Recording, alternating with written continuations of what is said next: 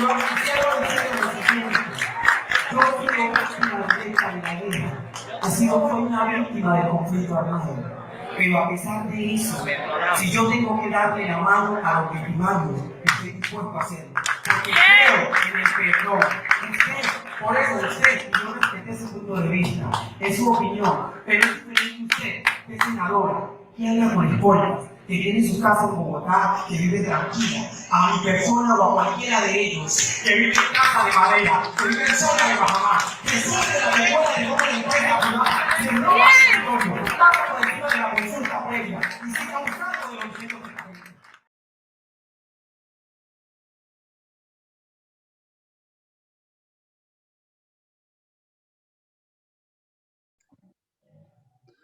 Bueno amigos, muy buenas tardes, muy buenas noches en Europa. Una vez más sean bienvenidos a este espacio, mi canal de YouTube. Hoy tenemos un invitado muy especial, una persona que yo sé que todos van a reconocer de inmediato. Les hablo de Leonard Rentería, quien es líder social, defensor de derechos humanos en Buenaventura. Es artista, es estudiante de psicología, es comunicador comunitario. Leonardo, perdón, bienvenido a mi canal. Muchísimas gracias, mi hermano. La verdad que es un placer estar aquí contigo y agradezco de todo corazón esa solidaridad y ese trabajo que haces también desde donde estás por ese objetivo que nos mueve a todos y es tener un mejor país. Gracias, Leonardo, por haber aceptado esta invitación. Yo les cuento a las personas que nos ven que esto lo cuadramos hace una horita, más o menos. No teníamos programado hacer este programa hoy con nuestro compañero Leonardo, pero decidimos hacerlo a raíz de una situación, y es que todos saben que nuestro compañero pues ha sido víctima de muchísimas amenazas. Gracias a eso ha contado con un esquema de seguridad que le ha brindado la ONP. Hoy, no sé si fue hoy, fue ayer, Leonard ha sido notificado que le van a retirar su esquema de seguridad. Todos saben que hace una semana, 2 semanas, durante todas las manifestaciones que ocurrieron en Bogotá durante el 9, el 10 y el 11 de septiembre, donde hubo una masacre, donde asesinaron a 14 personas, las fuerzas del Estado.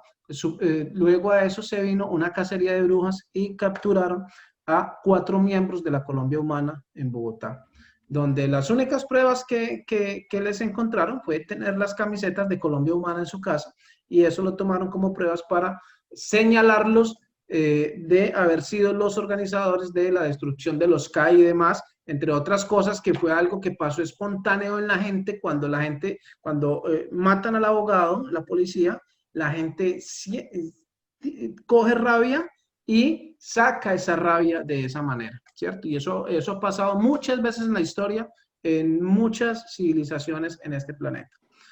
Seguido a eso, hay una compañera, Leonardo, yo no sé si tú estás al tanto, que ha trabajado mucho también por la Colombia Humana y con la Colombia Humana, y la compañera Rusita, y ahora está en Alemania. Ella vino a Alemania, se tuvo que quedar por diferentes razones, entre esas el coronavirus y demás, no había podido regresar, pero ahorita el gobierno la acusa a ella de ser la organizadora de estos actos en Bogotá, ¿cierto? Cosa que es totalmente falso, pero una cosa más grave que eso, Leonardo, es que hay una verdadera persecución, porque lo que hacen cuando se dan cuenta que le hacen los seguimientos y que ella y detectan que ella está en Alemania, no porque esté huyendo, sino porque vino a Alemania y por el coronavirus se quedó, es que el gobierno colombiano le escribe a la Interpol. Yo no sé si la gente que nos está viendo sabrán este tema, pero le escriben a la Interpol, y ahora nuestra compañera de Colombia Humana pues está bajo la mira de la Interpol.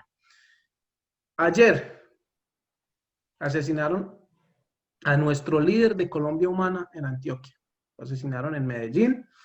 Esto es algo terrible por la forma en la que lo asesinaron. Campo Elías Galindo, un profesor universitario, una persona muy cercana a la Colombia Humana, que ha dirigido la Colombia Humana, pues lo encuentran muerto en su apartamento, lo matan a puñaladas, terrible. Se llevan los computadores, se llevan sus teléfonos con la información que él tenía de los miembros y de la gente y los procesos de Colombia Humana en Antioquia, pero cogen un libro de historia y se lo queman en el pecho. Eso es un símbolo, un significado terrible. Eso es un significado terrible porque eso no lo hemos visto en estos últimos días en Colombia. Y lo que vemos es que hay una cacería de brujas contra toda la gente que piensa diferente, y hoy nos encontramos con que a nuestro compañero Leonard le retiran su esquema de seguridad. Entonces, compañero Leonard, este es su espacio.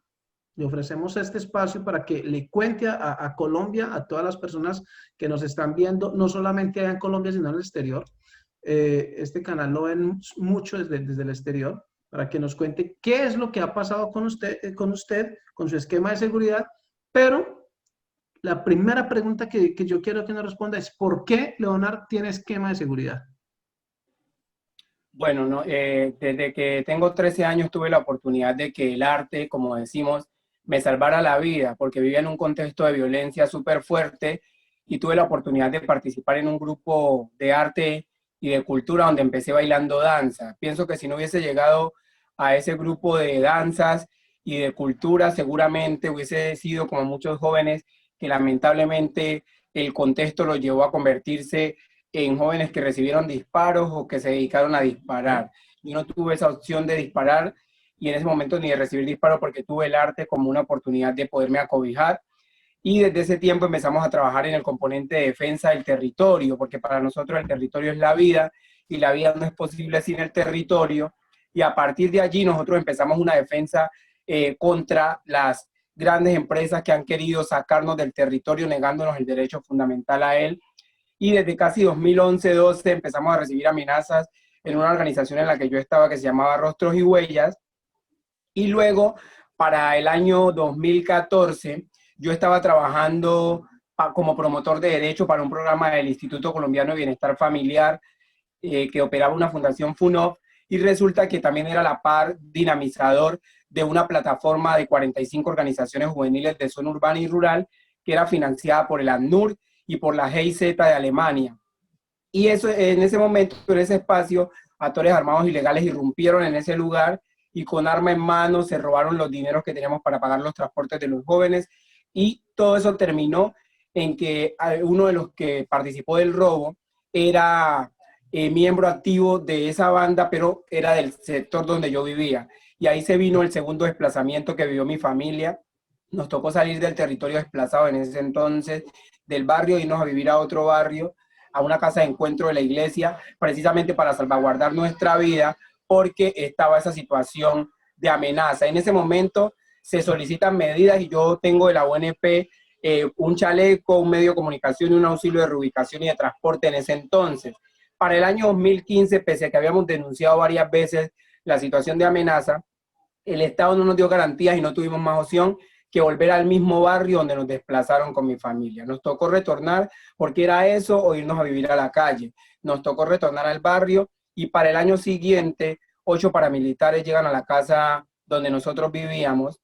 ¿Sí? Y mientras estamos preparando un evento que teníamos en el Hip Hop Parque, habíamos sido invitados en la franja académica para poder exponer el trabajo que hacíamos de cómo desde el rap, desde el hip hop, lo que hacíamos era meternos a los barrios donde había conflicto y empezar a quitarle los jóvenes a los grupos ilegales.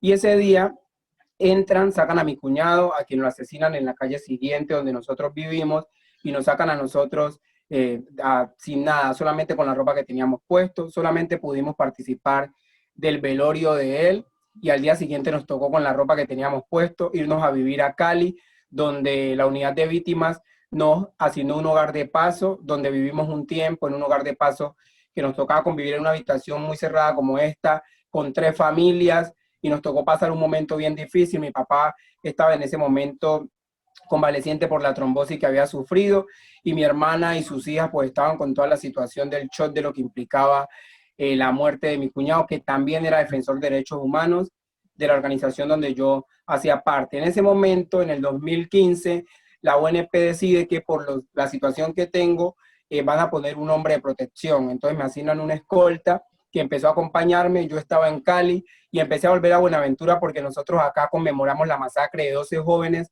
que ocurrió en el 2005, y las madres nos decían que por qué las íbamos a dejar solas en la conmemoración si siempre estábamos con ellas y les ayudamos a organizar. Y yo empecé a volver a Buenaventura pese a toda la situación para ayudar a conmemorar esa masacre y hacer lo que me tocaba a mí, que era la parte más de ir a medios con ellas, de visitarlas. Y en el 2016, pues ya sabemos que se da lo del plebiscito. Nosotros veníamos en una campaña antes del plebiscito, de una campaña que se llama Súmate al Arte por la Paz, que era entrar a los barrios más conflictivos de Buenaventura, llevando artistas y promoviendo el arte como una forma de ganarle jóvenes a la ilegalidad. Y en ese momento se da la venida del expresidente Álvaro Uribe a Buenaventura, y nosotros vamos a participar del espacio sin ningún motivo ni ganas de hacer daño, sino más bien porque queríamos conocer cuáles eran los argumentos que ellos tenían para promover el no en ese momento. Y nos encontramos que aunque no habían argumentos, sino que se habían inventado muchas cosas que no correspondían, y en ese momento pues yo inmediatamente pido la palabra pues para poder intervenir, y en la intervención me doy cuenta que mucha gente estaba allí con engaños y que además de eso estaban utilizando mentiras para promover el no.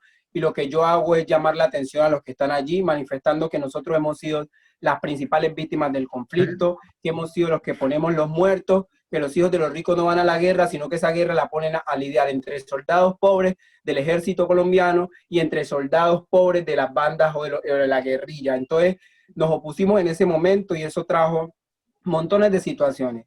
Trajo desde amenazas de muerte, de panfletos, desde amedrantamientos y persecuciones, hasta acusaciones infundadas por parte de algunos miembros del Centro Democrático en Buenaventura, que se atrevieron a decir que yo era perteneciente inclusive a las FARC, y eso obvio me puso en mayor riesgo porque estamos hablando de un territorio paramilitar. Claro, yo creo que ese evento, ese episodio lo recordamos todos claramente. Yo creo que fue a raíz de ese episodio que todos los colombianos pudimos conocer quién era Leonard Rentería. Y también yo personalmente recuerdo que días después, pues ya en las noticias salió que habías tenido que dejar tu tierra. Vamos a dejar acá, vamos a poner un momentico parte del video de ese evento. Yo pienso que, o creo yo, no sé si estoy equivocado, que eso aumenta muchísimo los problemas de seguridad para ustedes. Por Hablo supuesto de que usted sí. y de su familia. Por supuesto que sí, porque estamos hablando de una familia que, como yo te digo, venía de vivir 2 desplazamientos. Acabamos de llegar a Buenaventura. Yo estaba en Buenaventura y mi familia estaba resguardada en Cali para poderse salvaguardar. Yo había regresado porque en Cali no tenía trabajo, no tenía cómo sobrevivir y tuve que venir para poder buscar acá cómo sobrevivir. Y entonces yo vengo a la ciudad y entonces con mi familia tuvimos que tomar la decisión que era la que yo no quería, y era que yo no quería que ellos retornaran a Buenaventura por la misma situación y porque obvio nunca se esclareció el tema de mi cuñado y no quería que volvieran, pero lamentablemente nos tocó tomar esa decisión porque era muy difícil estar distantes y mi papá pues estaba en una situación también de salud muy deplorable. Y hay que decirte que nosotros hoy somos desplazados de la violencia porque nunca pudimos retornar a nuestra casa. Era una casa de madera que con los años se cayó, se vino al piso, es decir que en el barrio solamente tenemos un lote y hoy andamos viviendo en Buenaventura. Cuando en un barrio, en una casa representa mucho riesgo, tenemos que cambiar de casa. Yo te digo que casi en los últimos años hemos cambiado de casa casi unas 5 veces, 6 veces aproximadamente, precisamente por el tema de seguridad y porque Claro. no hay garantías para uno estar en un solo sitio, pero sin embargo nos reafirmamos en continuar acá. Y no saben el daño tan grande, sobre todo la gente del Centro Democrático que en ese momento lo hizo, no saben el daño tan grande que me hicieron a mí, a mi familia, porque señalarte a ti como guerrillero en una zona paramilitar es un tema súper, pero súper, además de irresponsable, nos puso mayor riesgo a todos. Sí, pero yo creo que esas irresponsabilidades de parte de ellos son permanentes. Además, yo creo que cuando hacen esos señalamientos los miembros de este partido, lo hacen conscientes de lo que eso va a generar. Entonces yo creo que muchas veces sí, las balas matan, pero las palabras direccionan esas balas. Entonces cuando un dirigente político de cualquiera que sea el partido, pues hace un señalamiento de este tipo, sobre todo cuando son esta gente del Centro Democrático, pues uno sabe que hay grupos armados que les hacen caso de inmediato. de inmediato, que no tienen ni siquiera que alzar el teléfono y decir, vaya, hagan esto, sino que inmediatamente hay personas que se envalentonan y entonces la quieren coger contra personas como usted. ¿Qué es lo que ocurrió ayer para que la UNP tome la decisión de retirarle el esquema de seguridad? Mira, lo que sucede es que el año anterior, yo, bueno, soy artista, mi sobrino se iba a presentar en el evento en Triana, en Buenaventura, en un evento, el Festival del Beach, un evento cultural, y yo entonces participo de ese evento, voy hasta la zona y nosotros llegamos con el hombre de protección, llegamos en el vehículo y el hombre de protección, como todos los vehículos están ubicados en la parte de afuera, pues yo le manifiesto que ubiquemos el vehículo en la parte de afuera y él me dice que por seguridad el vehículo debe quedarse adentro. Ingresamos el vehículo y el hombre de protección, una vez estando adentro del vehículo, en casi media hora decide sacar el vehículo sin ninguna razón, no sé cuál fue la razón que lo utilizó, y se apartó un poco de la zona donde yo estaba. Y entonces resultó que se da un ataque a la camioneta donde nosotros andábamos de 5 impactos de bala, que resultó después de un acontecimiento que él mismo reconoce, y es que entra en una disputa, en una pelea con un sujeto, el cual yo desconozco, y ese sujeto, lo que manifiestan los que estaban revisando era que la esposa del joven que le quitó el arma al escolta estaba montada en la camioneta de protección con el escolta, y que a lo que llegó el joven lo que hace es entrar en furia y empiezan un debate entre ellos dos. Yo eso no lo puedo asegurar porque pues en ese momento yo estaba en la zona del evento y no estaba ahí en la camioneta. Solamente me acojo a los dos comentarios que hay. Una que manifiesta el escolta dice que no, que él iba camino hacia donde mí cuando el hombre le quita el arma sin explicación.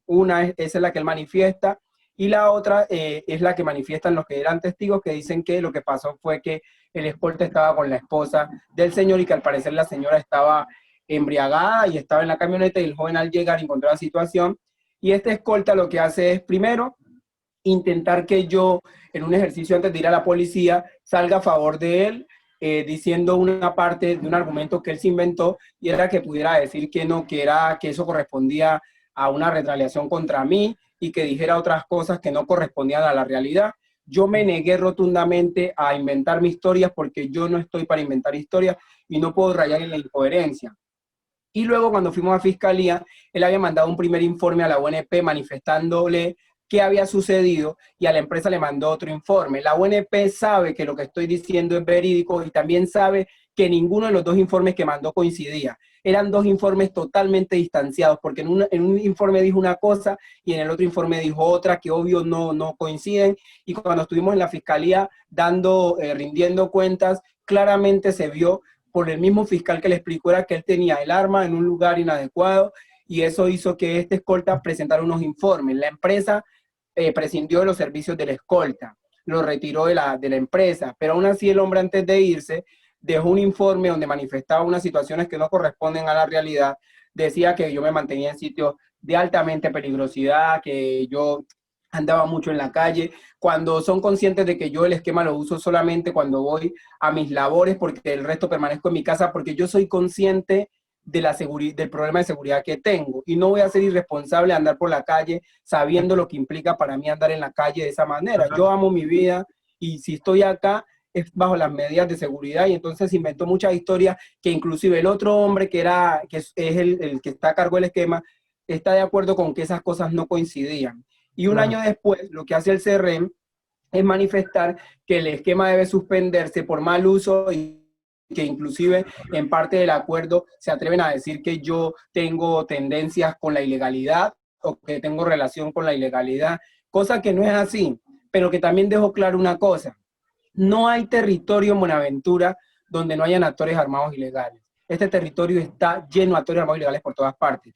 Si tú vas a trabajar a una comunidad, te vas a encontrar a los actores ilegales. Nosotros utilizamos el arte, la cultura para trabajar en los territorios, para trabajar proyectos de vida, porque estamos empecinados en ganarle jóvenes a la violencia. Y también hemos hecho un trabajo claro de denunciar la corrupción y denunciar hechos que ocurren acá que no permiten el avance, pero prácticamente el esquema lo están quitando por una declaración que da un relevante que tuvo menos de 6 meses en un esquema haciendo un relevo sin prestar atención a lo que sí dice el escolta titular, que lleva más de 4 años, 3 años aproximadamente, en este esquema y que puede dar fe de que lo que estoy diciendo es lo que corresponde, porque a mí no me sale mentir, ni tendría ninguna razón en mentir para quedarme con un esquema. No tengo la necesidad de mentir, sino que tengo la claridad de poder decir cómo son las cosas, de que soy cuidadoso con las cosas que hago porque soy consciente de los enemigos que se tienen en el territorio, tanto del aspecto político como el aspecto ilegal también. Siendo conscientes de esa realidad, yo no me voy a exponer. En mi casa hay cámaras de seguridad que pueden verificar claramente los horarios en los que salgo, los horarios en los que entro y el tiempo en el que estoy en mi casa, que es una prueba reina de que yo estoy en mi casa y hoy me notifican que debo acercarme a la UNP a entregar el esquema. Pero hay una cuestión allí. Un abogado que nos está asesorando de Veeduría UNP hizo un proceso jurídico ante el Tribunal de Buga. Él envió todo y estamos esperando solamente la sentencia del juez. Y se supone que la UNP ya fue notificada hace 2 meses de que eso está pasando por el proceso judicial y aún así, sin que haya una respuesta judicial, la UNP hoy está tomando la decisión de desmontarme el esquema cuando saben que hay una notificación y que el Tribunal de Buga está frente a la situación. Hacen esto que es de quitar el esquema de protección sin brindarnos garantía. Hoy en Buenaventura, cuando tengo que decirte, en septiembre fue el mes más violento en Buenaventura. Aproximadamente 30 personas fueron asesinadas solo en septiembre, una persona casi que por día. Y empezando octubre, ayer, ya hubieron nuevos asesinatos en Buenaventura. La ciudad está en términos violentos súper, pero súper violenta, valga la redundancia.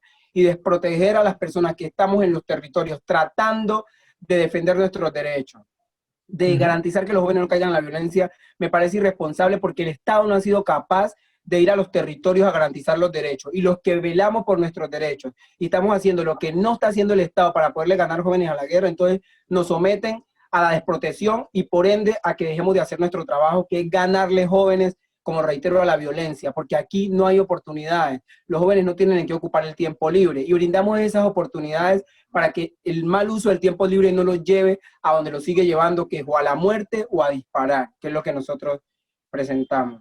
Bueno, en el tema del escolta, yo encuentro varias situaciones, según lo que escucho, ¿cierto? La primera es que el escolta, cuando se generó esta situación, no estaba con usted.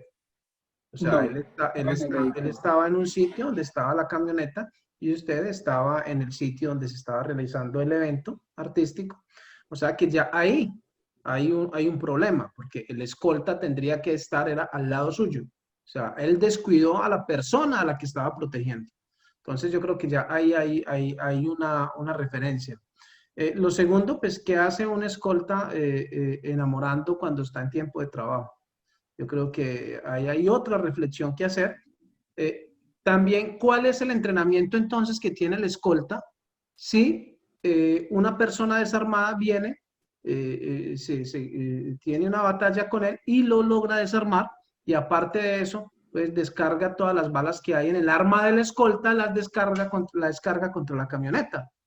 Entonces yo creo que ahí hay varios factores a analizar. Yo espero que su abogado tenga esto presente y si no aquí pues públicamente vamos a pedirle al doctor Augusto Campo y al doctor Miguel Ángel del Río, que son nuestros amigos, nuestros compañeros de lucha, de causa y que desde el movimiento Movida están aportando también muchísimo a Colombia para que puedan en un momento dialogar con usted y puedan tal vez ofrecerle una asesoría porque me parece que es importante. Entonces, yo pienso que la UNP también tiene que tener todo esto presente. El escolta titular, ¿por qué dejó de ser su escolta titular? Si él estuvo casi con el escolta titular inclusive.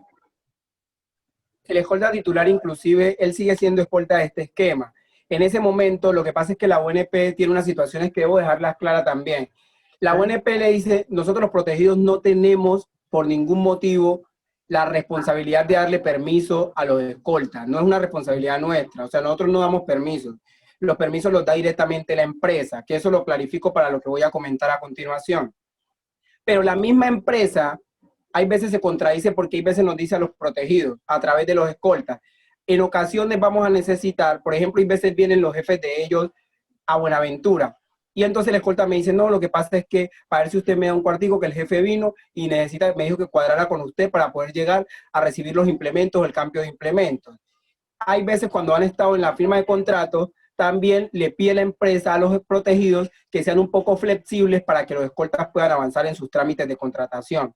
Cuando ocurrió lo que ocurrió en Triana, el escolta titular estaba adelantando ese domingo toda la tramitología, los documentos que debía presentar para su nuevo contrato, y lo que se había dicho era que él se encargaba ese domingo de adelantar sus trámites y al día siguiente el relevante hacía lo mismo, porque obvio los dos no pueden prescindir del servicio, sino siempre se queda uno en servicio y el otro pues se va a adelantar los trámites cuando es el tema contractual, que era lo que se estaba dando en la ONP, esos días en los que solamente le firmaban a los trabajadores, a los escoltas le firmaban contrato por 10 días y luego firmar otras cláusulas por el inconveniente de términos de recursos y que no se había definido el operador en ese momento porque estaban abiertas las licitaciones. Entonces lo que firmaban era otros sí las empresas y lo que hacían era que los escoltas permanentemente tuvieran que estar firmando nuevos contratos.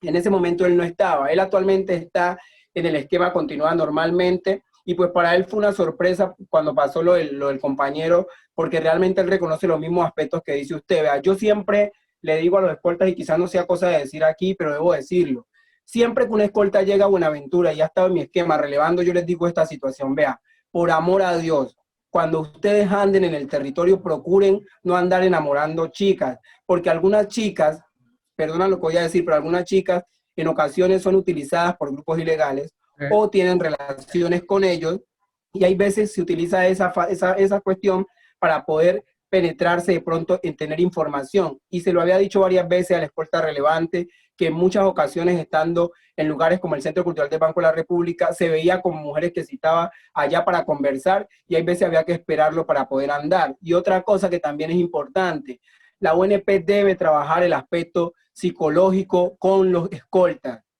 porque el escolta tenía una serie de situaciones que a mí me preocupaban en lo personal por él, porque estaba viviendo una situación compleja. Su hermano tenía una situación de drogadicción y él permanentemente, nunca había un día en el esquema que él no fuera manejando y fuera hablando por teléfono. En ocasiones le tenía que decir que por favor se concentrara, porque tanto eran los problemas de Cali que lo llamaban a cada rato para darle información del hermano, y él en su desespero siempre estaba pendiente de esas cosas y más pendiente de poder resolverlo de su hermano. Yo entiendo que son realidades que él tenía, que son familiares y se le sale de las manos, pero la ONP debe revisar muy bien el aspecto psicológico de los escoltas, porque en ocasiones hay personas que no están preparadas psicológicamente para estar frente a un esquema de protección y generan mayores niveles de riesgo, que eso es importante también. No, y eso tiene que quedar muy claro, porque se supone que un sistema de seguridad, pues es precisamente, un esquema de seguridad, perdón, es precisamente para que pueda proporcionar eso, seguridad, para que el protegido se sienta en eso, se sienta protegido, pero podemos decir en este caso, en su caso, que el día del evento cultural, pues si a usted lo hubieran ido a asesinar, tranquilamente lo hayan asesinado, porque el tipo estaba enamorando mientras usted estaba haciendo su trabajo. Entonces yo creo que hay que hacer desde acá, desde este canal y desde otros medios, invitar también a la gente que nos ve para que realicemos estas denuncias, porque esto se tiene que hacer. Estas denuncias se tienen que hacer porque, pues precisamente, vuelvo y lo repito, un esquema de seguridad es para que el protegido se sienta seguro, pero no podemos a una persona que está insegura, que está en riesgo, que está amenazada, puedes ofrecerle un esquema de seguridad que no lo van a cuidar. Yo creo que eso tiene que quedar muy claro. Tenemos que denunciar esta situación públicamente, porque lo que usted nos está diciendo es muy, muy, muy delicado, es muy grave. ¿Usted tiene conocimiento de qué es el movimiento Movida? Sí, claro. Bueno. Tengo conocimiento del movimiento.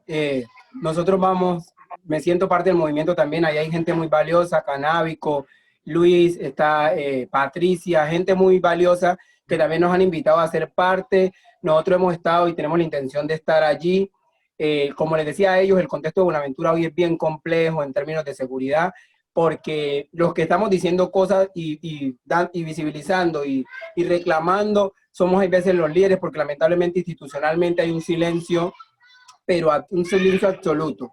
No hay una voz institucional que esté diciendo que esté rechazando los hechos, no he escuchado voz de la alcaldía, no he escuchado voz de la personería, no he escuchado voz de la defensoría que rechacen. Entonces a mí me preocupa y siempre de las redes estoy diciendo, no podemos quedarnos ni naturalizar esta violencia, porque lo que pasa con un actor armado es que si las voces institucionales no se pronuncian, entonces los ilegales asumirán que todo el mundo está de acuerdo y que está tranquilo con lo que está pasando. Entonces las voces institucionales son fundamental en el contexto actual de Buenaventura. Y esperamos que de acá también se pueda crecer una fase bien importante de la gente de Movida.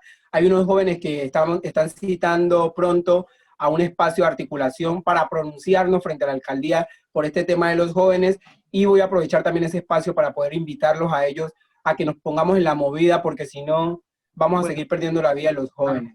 Bueno, pues el movimiento Movida es un movimiento que inicialmente el llamado lo hizo nuestro compañero y su gran amigo Luis Ernesto Olave.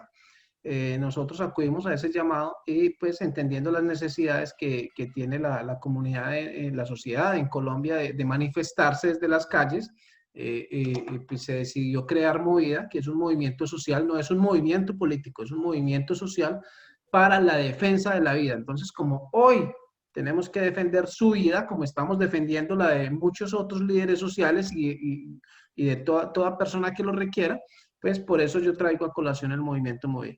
En el movimiento Movida, usted es muy querido. Ahí usted es muy querido, de ahí le mandan muchos saludos. Han estado hoy muy pendientes de esta situación. Yo creo que ellos han hecho también lo posible por denunciar hoy desde Movida públicamente la situación que usted está viviendo, lo que le está ocurriendo. Ellos me dicen que debo preguntarle dos cosas. Entonces me dicen, Leonard ve el arte como la mejor manera de arrebatarle los jóvenes a la guerra. ¿Cómo hacer este trabajo? ¿Cómo arrebatarle los jóvenes a la guerra desde el arte? Y cómo hacerlo no solamente en Buenaventura, que es su región, el sitio donde usted lo está implementando, sino cómo llevarlo a todo el territorio nacional, Leonardo. Bueno, esa pregunta es súper valiosa. Primero porque, como yo te decía, el arte fue la que me salvó la vida. Yo era un adolescente rebelde, como te contaba, rebelde, que creía que las cosas se resolvían a los puños y a las patadas. Y cuando conocí el arte, la danza, prácticamente, ese concepto que tenía cambió, porque el arte me llevó a pensar otra cosa. Y lo que hacían en el grupo, ¿qué era? Que el arte era la excusa, ¿no? El arte era la excusa, porque yo estaba en el grupo de danza y obligatoriamente tenía que estar en el grupo de jóvenes donde nos empezaron a enseñar todo lo que eran los derechos, derecho internacional humanitario, todo lo que era eso nos empezaron a enseñar, pero la excusa era utilizar el arte para poder atraer, que es lo mismo que nosotros venimos haciendo desde el arte. Por ejemplo, hay un compañero de la organización donde yo participo, que él era un rapero y empezó rapeando y rapea, pero un día cualquiera cuando trabajamos el componente de proyecto de vida, empezamos a enrutarlo y hoy está estudiando contaduría y es el auxiliar administrativo de la organización, es decir, es rapero, pero es el auxiliar administrativo y estudia contaduría. Entonces lo que hacemos es, cuando el joven llega con el arte, cuando llegamos nosotros con el arte a ofrecerle el arte, de inmediato empezamos a trabajar el componente de proyecto de vida, empezamos a trabajar todo el componente emocional y psicológico para que el joven empiece a construir y a proyectarse, que es la oportunidad que nos da. Y lo hacemos en los territorios más violentos. ¿Por qué? Porque allá en los territorios más violentos no hay agenda política, la única agenda es una agenda de la violencia. Entonces nosotros, ¿qué queremos? Vamos llevando nuestra agenda artística para poderle decir a los jóvenes, aquí tenemos esto, y que nos da la oportunidad de poder entrar a los territorios. ¿Cómo se puede fortalecer en todo el país?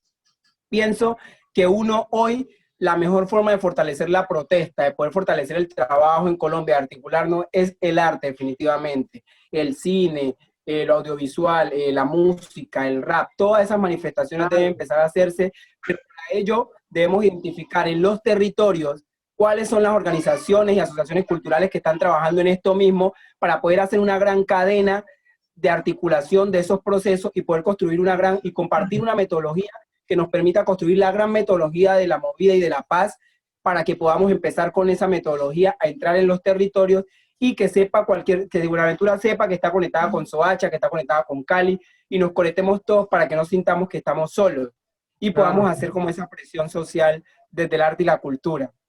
Pero básicamente se logra de esa manera. identificando quiénes son los procesos que están trabajando en arte en Colombia. Segundo, poder llegar a un acuerdo común de trabajar por la vida en esos territorios y a partir de allí empezar a construir una agenda que nos permita seguir haciendo el trabajo y apoyarnos en los trabajos, porque por ejemplo nosotros tenemos muchas cosas por hacer, pero hacemos con las uñas, porque obvio la administración no nos va a financiar, porque hay veces vamos a estar en contra de ellos, entonces no van a financiar el que va a decir algo en contra de ellos. Y como no tenemos recursos, hay veces nos toca, como podemos, entrar a los territorios que podemos. Y necesitamos también ampliar la posibilidad de proyectos, porque estoy seguro que si el arte cuenta con recursos técnicos, financieros para poder llegar a los territorios, nosotros ganamos la batalla porque vamos a tener soldados para la paz, soldados del arte que van a trabajar para la paz, pero para eso necesitamos articular las fuerzas de todos y de todas. Soldados para la paz. Qué interesante esa frase, la voy a anotar acá porque se la voy a copiar y la voy a poner por ahí en algún sitio.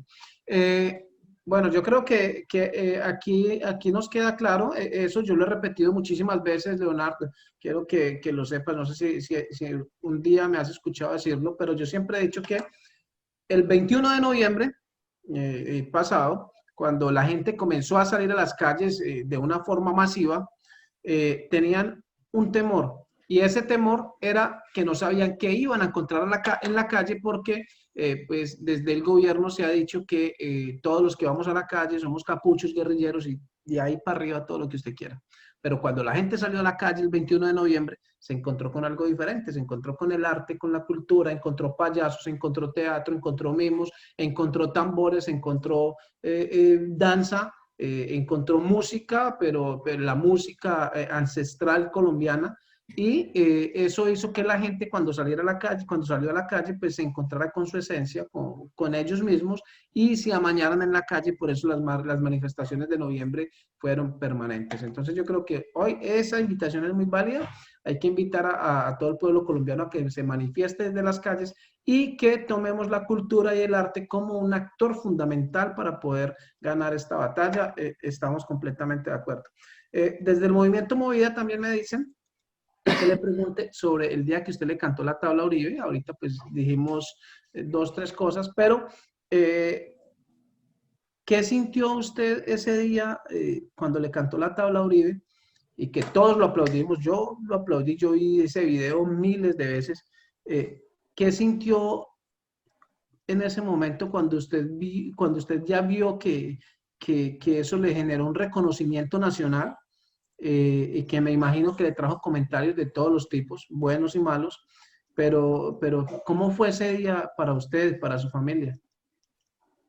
Bueno, ese día fue, para mí, en el momento que se dijeron las cosas que se dijeron, pienso que la verdad era una representación de la voz de nuestros ancestros que por siempre han luchado por la paz en el territorio y por la tranquilidad, pero también sentí que era la voz de muchos jóvenes que hoy han sido o han caído a partir de la dinámica de la violencia. Porque, por ejemplo, yo decía, entre 2003 y 2015, en Buenaventura nos mataron 2.120 jóvenes. Y yo sentía que ahí estaba representando esas voces de esos 2.120 jóvenes que habían asesinado en las calles y que hoy yo tenía que representar ese deseo de poder trabajar por la paz porque sé lo difícil que es vivir en zona de conflicto, sé lo difícil que es estar sometido a la violencia. Y precisamente fui allí a decir y dije lo que dije. ¿Por qué? Porque era una forma de poder manifestar que no estamos de acuerdo con seguir poniendo los muertos, porque otros se piensan la guerra y nosotros ponemos los muertos y eso ya no puede seguir siendo la agenda ni puede seguir siendo la realidad. Sí. Lamentablemente, cuando nosotros nos vamos del lugar, nos vamos hacia el éxito y esa misma tarde habían personas siguiéndonos, habíamos varios compañeros, había personas siguiéndonos. Fue un día trágico, yo llegué a mi casa casi a las 7 de la noche después de que cada uno fue saliendo como se pudo.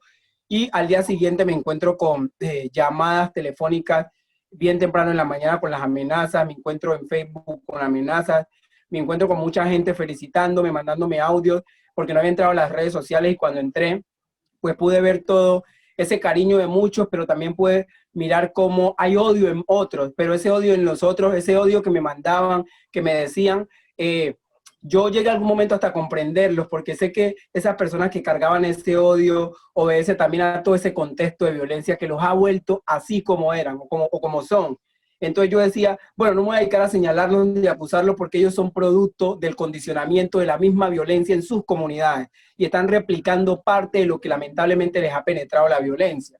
Y lo que hice con ellos fue mandarle un mensaje de mucho cariño, de mucho amor, que todavía lo reitero. Les deseo mucha paz y mucho amor a ellos, pero creo que en ese momento, el ver que la gente estaba allí pendiente, que la gente decía eso, a mí me dejó claro que hay un deseo de la mayoría de colombianos y es de vivir en paz. Y eso me produjo mucha tranquilidad.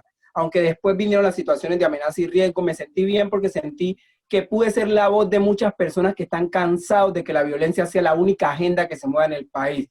Y personas que decían queremos la paz. Y entonces sentí ser parte de esos que quieren y anhelan un país totalmente en paz, un país tranquilo donde se pueda viajar, donde se pueda trabajar, donde se pueda estar tranquilo sin correr el riesgo de que la violencia te arrebate la vida. Entonces para mí fue muy significativo eso.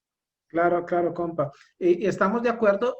Hoy precisamente lo hablaba con los compañeros acá en Francia, de que en los últimos días hemos descubierto que es a través de los afectos cómo mejor se puede llegar a las personas y cómo más fácil y rápido podemos tener un cambio en Colombia. Sin afecto, sin amor, es muy difícil que podamos tener un cambio.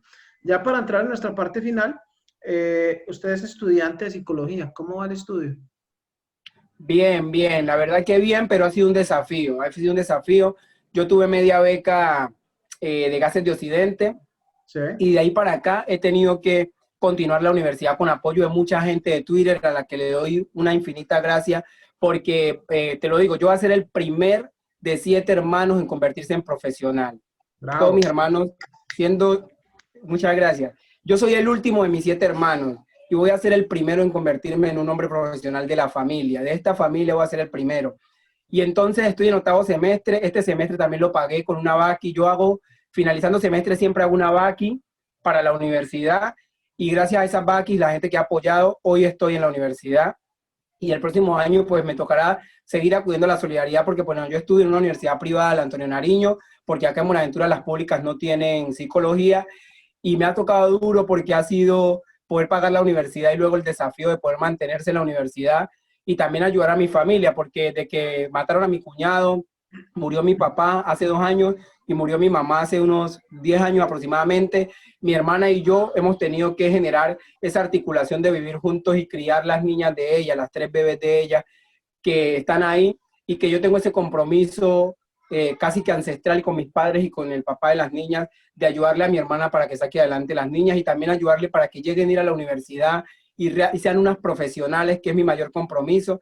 Entonces un gran desafío porque toca ayudarnos aquí en la casa para poder resolver lo básico, para poder tener dónde dormir, para poder tener que comer, pero también para pagar la universidad, que es el desafío más grande, pagarla y sostenerla con buenas notas para poder salir adelante, pero tengo la fe que el próximo año, cuando haga 9º y 10º, voy a terminar mi universidad, voy a poder desde la psicología ayudar mucho más a la gente de mi comunidad y voy a poder trabajar de forma que yo pueda seguir devengando unos recursos que me permitan educar a mis sobrinas para la paz, educarlas para la paz, educarlas para que sean niñas que puedan también aportar a la transformación de este país, para que tengan oportunidades, porque yo pienso que no pedimos más, y sobre todo la comunidad afrodescendiente, lo único que pedimos es que nos den oportunidades, o sea, no que necesitamos otra cosa, no necesitamos que nos den gratis nada. Si a nosotros nos dan oportunidades, nosotros podemos salir adelante, pero sin oportunidades nos queda imposible. Bueno, qué palabras tan bonitas, me tocó mucho, me llegó mucho. ¿Cuánto paga, cuánto vale su semestre en la universidad? Bueno, el semestre ahorita está llegando casi a 4 millones, vale 3 millones 800 y algo, vale el semestre. Este semestre ya está cubierto, estamos estudiando 100% virtual ahora, pues por lo de la pandemia. Y ya pues ahorita a finales de octubre me toca empezar a hacer la vaqui para poder pagar el semestre de 9º, que es el que viene. Y pues espero contar con el apoyo de pues, la gente que me pueda apoyar para sacar adelante esta carrera. Por supuesto, y cuente con nosotros que desde el internacional seguramente nos vamos a sumar a eso, vamos a hablar con nuestros compañeros a ver cómo se les puede ayudar y a ver, las personas que nos están viendo que tienen algunos recursos y que pues seguramente esos recursos tienen muchas destinaciones, pues traten de sacar un poquito para que le colaboremos al compañero porque el estudio es muy importante y esto debe hacernos ver la necesidad que tenemos nosotros de reformar nuestra política de educación en Colombia y que nuestros jóvenes pues realmente puedan tener la oportunidad de educarse, que puedan ir a la universidad y que la universidad no siga siendo de lujo y no siga siendo para unos pocos. Yo creo que todos tienen derecho a eso. Usted es artista. ¿Cuál es su profesión como artista? Bueno, en lo artístico he hecho algo de, siempre me ha gustado hacer rap, la improvisación, pero también escribir. Yo escribí una canción para Buenaventura que más o menos dice así: cuando Buenaventura era territorio baldío, a nadie le interesaba el negro que estaba aquí metido. Fueron años tras años rellenando esta ciudad donde nuestros ancestros trabajaban sin cesar. Nuestros padres ayudaron a construir Buenaventura, donde reinaba la paz y se saltaba la cultura. Cuando ya este territorio estaba ya trabajado, vinieron capitalistas que de todo han abusado, sacando a nuestros hermanos del barrio Cristo Rey, utilizando como siempre sus técnicas de violencia, como han hecho en muchas partes, que a los pueblos han masacrado para quedarse con la tierra después del dolor causado en este barrio del puerto. Mucha gente asesinaron, el objetivo era la tierra y de ellas lo sacaron. Esta gente tan bandida gana plata por montón, mientras que el negro del puerto duro debe trabajar para cada fin de mes una miseria de vengar. Es un trabajo de esclavos el que nos toca que hacer. Esta es la vida de los ricos, y así no pueden crecer. Esta es la vida del pobre en medio del capitalista, que solo miran los pesos para generar conquistas. El territorio es la vida y sin tierra no puede ser. ¿Qué será de nuestros hijos si aquí no pueden crecer? Nuestra herencia ancestral podría desaparecer. Más o menos esa es una canción que nació por allá. Excelente, excelente. Y hubo otra canción que es una poesía, que nació como una poesía, pero es una canción que esa me entristece mucho porque cuando la escribí pensando en la realidad de los desplazados, sin saber que a mí y a mi familia nos iba a tocar vivir exactamente parte de lo que dice ahí. Y dice así: vengo yo con mi familia de mi tierra desplazado. Después de un largo camino, a otra tierra hemos llegado. Nos desvisten la mirada de quienes nos ven extraños, pues algunos se imaginan que venimos a hacer daño. Venimos pasando penas descalzos y sin comer, porque por salvar la vida no hubo tiempo de recoger ni siquiera los zapatos para poder caminar, pues en medio de las balas uno no puede pensar. Solo importa salvar la vida, que es importante, lo demás se consigue en el camino y adelante. Somos hoy los caminantes que caminan sin saber dónde pasarán la noche y qué tendrán de comer. Un esposo sin trabajo y un bebé que amamantar y otros hijos tenebrosos de lo que pueda pasar. Resistimos tanto tiempo la violencia en su acción, pero esta vez la vida nos causó una destrucción. Se quedó el cuerpo sin vida de nuestro hijo el mayor, pero lo que no dejamos fue este profundo dolor. Hoy andamos mendigando quién nos da un plato de comida o quién nos ayuda a buscarle a este problema una salida. Desplazado se llama ese poema. Excelente, man. Excelente, excelente, muy bonito, felicitaciones. Hemos realizado hoy este programa para hacer una denuncia, pero nos hemos encontrado, aparte de la denuncia, con una persona maravillosa que desde el arte y la cultura quiere también aportar a toda esta transformación de Colombia. Y esto lo digo para decir que es necesario involucrarnos, y esto es una invitación que hago públicamente y de manera abierta a todos los influencers que hoy están de mucha moda y de mucha fama en Colombia gracias a todo esto de la pandemia y que tuvieron que reinventarse, como dicen. Para que no solamente inviten a personas famosas, para que inviten también a los líderes sociales, para que pongan sus ojos, sus canales, sus medios en las regiones y podamos mostrarle a Colombia todas estas personas que desde allí están trabajando. Yo he dicho, Leonardo, que ustedes, los líderes sociales, hoy son la base de la democracia en Colombia. Son ustedes quienes generan equilibrio, y eso yo lo digo en todas las intervenciones que tengo. Siempre lo estoy diciendo porque yo lo veo de esa manera. Entonces, mis felicitaciones, todo mi respeto, toda mi admiración por el trabajo que usted hace, el trabajo que usted realiza, es supremamente importante para el cambio de Colombia. Ese trabajo suyo, sumado al de otros grandes líderes sociales también que están por otras regiones, es supremamente importante. Cuenten con nosotros, los que estamos en el exterior y que nos preocupamos por Colombia. Vamos a apoyar en lo que podamos, como lo hemos hecho hasta hoy, pero también cuente con el movimiento Movida, que es el movimiento por la defensa de la vida, y que vuelvo y aclaro nuevamente para las personas que no lo tienen claro, no es un movimiento político, es un movimiento social. Y me gustaría, aprovechando que la gente de Movida te quiere tanto, y pedirle a la gente de Movida que están en Colombia, que se dieran una pasadita por Buenaventura, que te apoyaran allá, que hicieran un evento contigo allá. Yo, si estuviera en Colombia, yo iría, seguramente.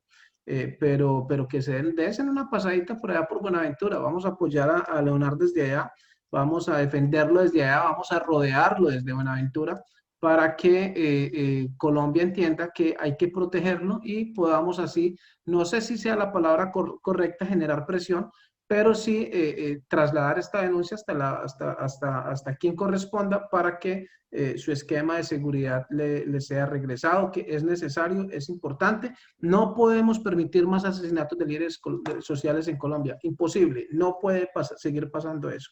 Entonces, de esta manera, Leonardo, terminamos esta entrevista. Yo quiero decirle a las personas que nos acompañaron hoy que muchísimas gracias. Que hoy hemos tenido una persona maravillosa, maravillosa. Yo realmente, a pesar de que te sigo mucho, no conocía gran parte de las cosas que nos has contado hoy. Entonces, Leonardo, muchísimas gracias por habernos acompañado, por haber aceptado esta invitación. Despídete, por favor, de nuestra audiencia, de la gente que nos está viendo, de toda la gente también a nivel internacional que te sigue y que te valora. Bueno, voy a hacerlo con Ra. Esta es mi despedida. Me voy de aquí, pero no es la alternativa. Sigo aquí luchando, aquí en mi territorio, porque un día cuando muera, que aquí se haga mi velorio. Quiero protección para aquí seguir luchando. A ti te doy las gracias por estarme apoyando. A la gente de Movida, de todo corazón, vamos a seguir luchando por el bien de la nación. Esta nación que quiere paz en todo su territorio. Que ya no se hagan todos los días esos benditos velorios. Y yo quiero aquí seguir improvisando. No importa si improviso y me llega hasta el final. Un saludo a toda la gente de allá en lo internacional, desde Colombia y desde mi corazón. Le mando un saludo. Buenaventura es mi región, mi pasión, mi corazón. Por eso lo improviso. Estoy aquí parado porque Dios así lo quiso. Les mando este mensaje. Sigámonos moviendo, que si todos juntos luchamos, la vamos a salir rompiendo. Gio. Parcero, lo quiero mucho, hermano. Muchas gracias. Muchas bendiciones, mi hermano. Muchas gracias a todas las personas que nos vieron, que les gustó esta entrevista. Denle manito arriba, compartan la entrevista, por favor. Suscríbanse a nuestro canal. Para ti, este espacio es tuyo. El día que lo requieras, aquí siempre va a estar disponible. No hay ningún problema. Muchísimas gracias por habernos visto. Hasta la próxima y chao, chao. Vengo desplazado por culpa de la guerra, por culpa del conflicto que entre rejas nos encierra. Algunos desplazados, otros asesinados, otros desaparecidos y es por culpa del Estado. Vengo yo con mi familia de mi tierra desplazado. Después de un largo camino, a otra tierra hemos llegado. Nos despisten las miradas de quienes nos ven extraños, pues algunos se imaginan que venimos a hacer daño. Venimos pasando penas del calzón y sin comer, porque por salvar la vida no hubo tiempo de recoger ni siquiera nuestra bota para poder caminar, pues en medio